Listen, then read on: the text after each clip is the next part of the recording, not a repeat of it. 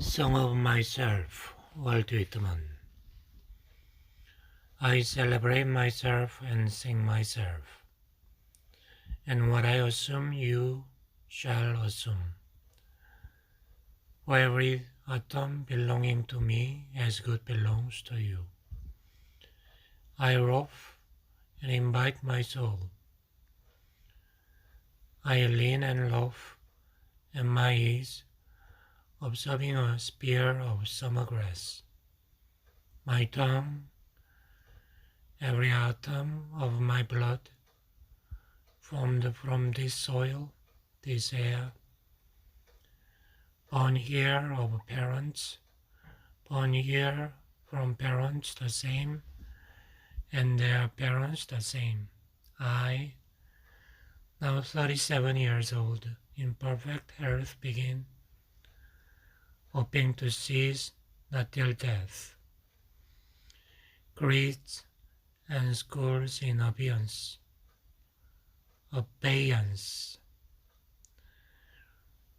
retiring back a while, sufficed at what they are, but never forgotten. I have, for good or bad, I permit to speak at every hazard. Nature without check, with original energy.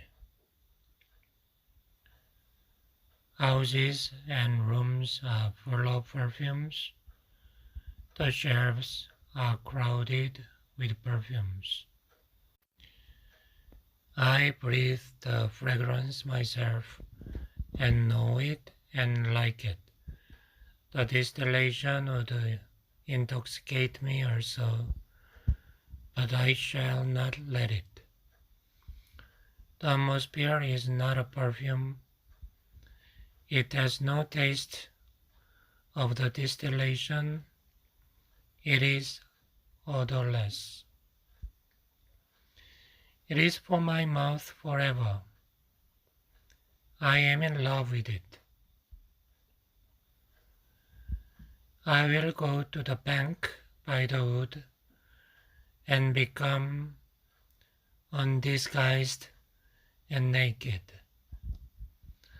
I am mad for it to be in contact with me.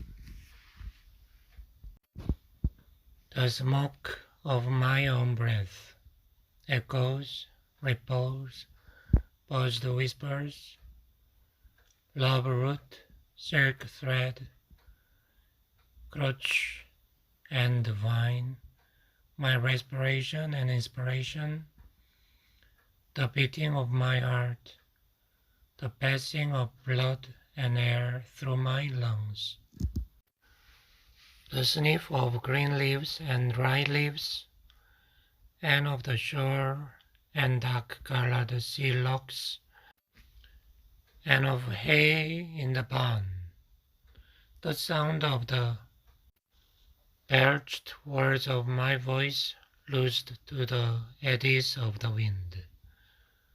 A few light kisses, a few embraces, a reaching around of my arms, the play of shine and shade of the trees as the supple boughs wag. The delight alone or in the rush of the streets or along the fields and hillsides. The feeling of health, the forenoon thrill, the song of me rising from bed and meeting the sun. Have you reckoned 1,000 acres much? Have you reckoned the earth much? Have you practiced so long to learn to read? Have you felt so proud to get at the meaning of poems? Study day and night with me, and you shall possess the origin of our poems. You shall possess the good of the earth and sun. You shall no longer take things as second or third hand, nor look through the eyes of the dead, nor feed on the spectres in books. You shall not look through my eyes either, nor take things from me. You shall listen to our sighs and filter them from yourself. I have heard what the talkers were talking, the talk of the beginning and the end. But I do not talk of the beginning or the end. There was never any more inception than there is now, nor any more youth or age than there is now, and will never be any more perfection than there is now, nor any more heaven or hell than there is now. Urge and urge and urge. Always the procreant urge of the world. Always the thinness opposite increase, always sex. Always a knit of identity, always distinction, always a breed of life. To elaborate is no avail. Learned and unlearned feel that it is so. Sure as the most certain sure, plumb in the upright, well entretide, braced in the beams. Stout as a horse, affectionate, haughty, electrical, and I, this my mystery, here we stand. Clear and sweet is my soul, and clear and sweet is all that is not my soul. Lack of one lacks both, and the unseen is proved by the seen, till that becomes unseen and receives proof in its turn, showing the best and dividing it from the worst. Age vexes age. Knowing the perfect fitness and equanimity of with things, while they discuss I am silent, and go bath and admire myself. Welcome is every organ and attribute of me, and of any man hearty and clean. Not an inch, nor a particle of an inch is vile, and none shall be less familiar than the rest. I am satisfied. I see, dance, laugh, sing. As the hugging and loving bedfellow sleeps at my side through the night, and withdraws at the peep of the day with a stealthy retreat, leaving my baskets covered with white towers, swelling the house with their plenty. Shall I postpone my acceptance and realization and scream at my eyes that they turn from gazing after and down the road, and forthwith cipher and show me to a cent. Exactly the value of one and exactly the value of two, and which is ahead.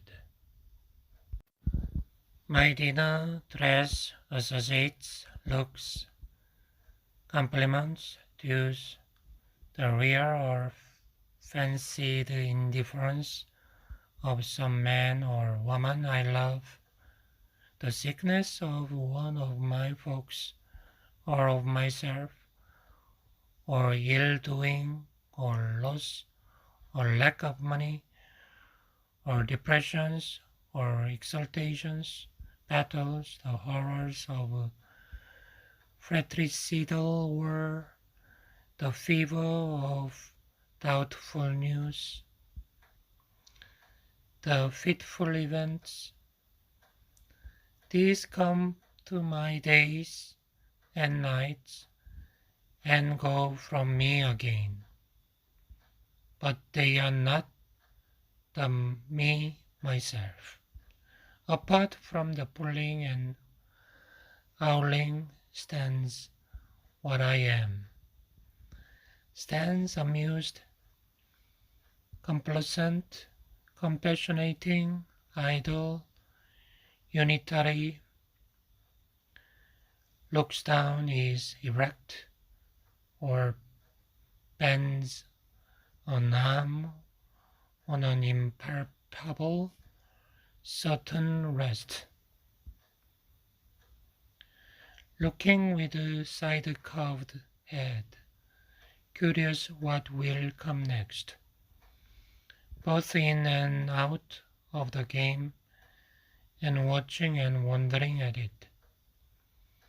Backward, I see in my own days, I have no mockings or arguments. I witness and wait. I believe in you, my soul. The other I am must not abase itself to you, and you must not be abased to the other. Loaf with me on the grass. Lose the stop from your throat. Not words, not music or rhyme I want. Not custom or lecture, not even the best. Only the rule I like.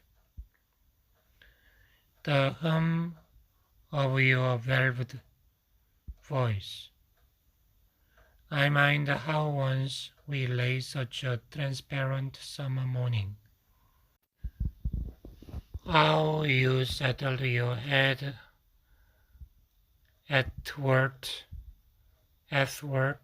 my hips and gently turned over upon me, and parted the shirt from my bosom bone, and plunged your tongue to my bare stripped heart, and reached till you felt my beard, and reached till you held my feet. Swiftly arose and spread around me the peace and knowledge that pass all the arguments of the earth. And I know that the hand of God is the promise of my own. And I know that the Spirit of God is the brother of my own. And that all the men ever born are also my brothers, and the women my sisters and lovers, and that a garrison of the creation is love, and limitless, and lives stiff, or drooping in the field. And brown ants in the little wells beneath them, and mossy scapes of the warm fence, heaped stone, elder, mullein, and buckweed. A child said, "What is the grass? fetching it to me with full hands. How could I answer the child? I do not know what it is any more than he. I guess it must be the flag of my disposition, out of hopeful green stuff woven. Or I guess it is the handkerchief of the Lord,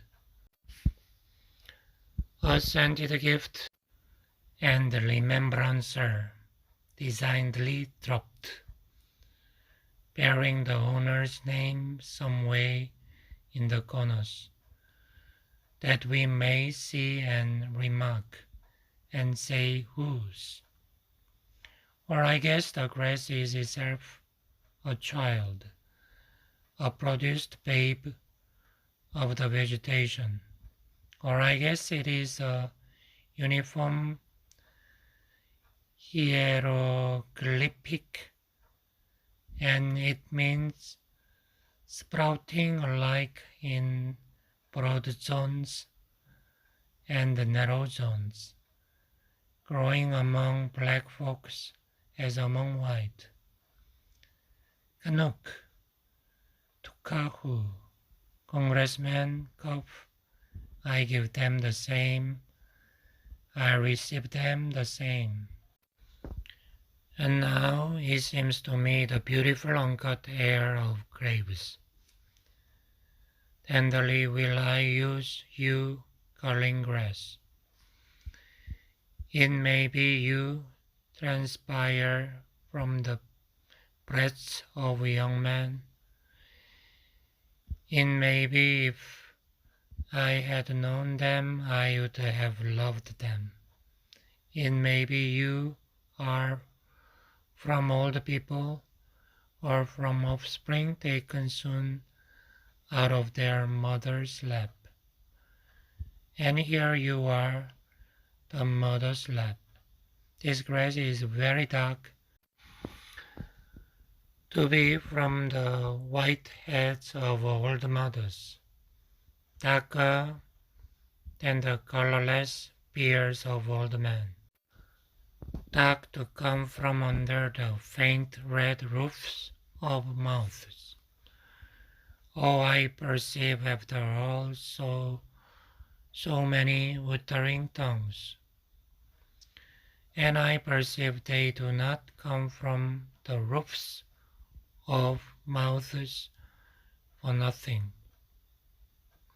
I wish I could translate the hints about the dead young man and woman,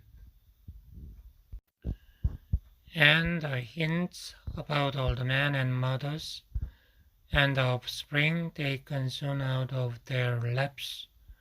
What do you think has become of the young and old men?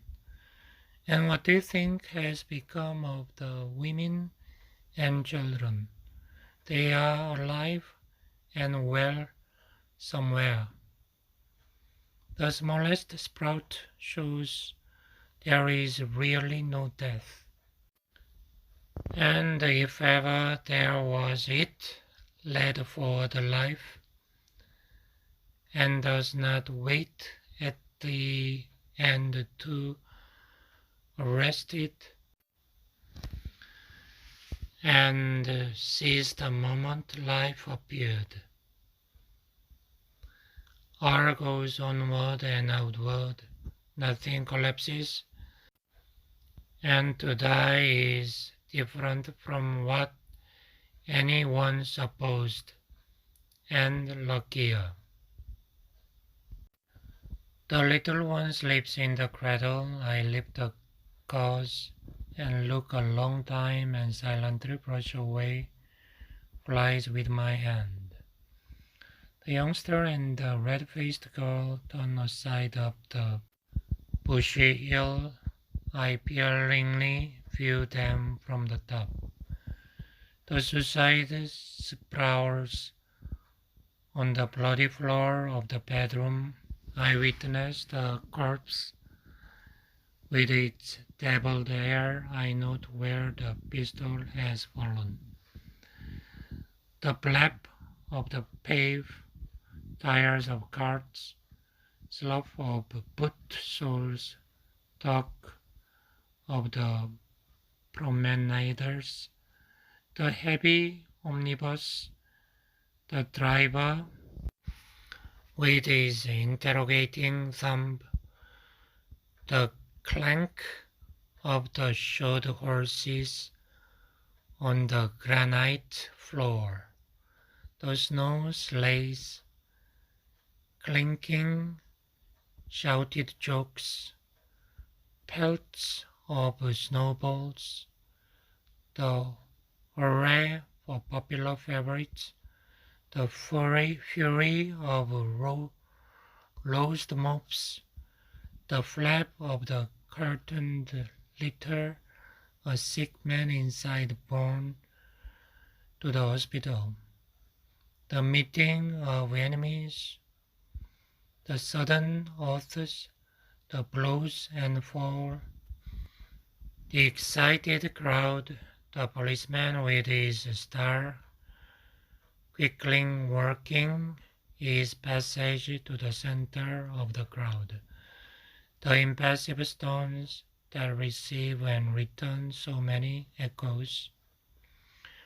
What groans of overfed or half-starved, who for sunstruck or in fits, what exclamations of women taken suddenly who hurry home and give birth to babes. What living and buried speech is always vibrating here. What hours restrained my decorum. Arrests of criminals, slights, adulterous offers made, acceptances, rejections with convex lips. I mind them, or the show or resonance of them. I come and I depart.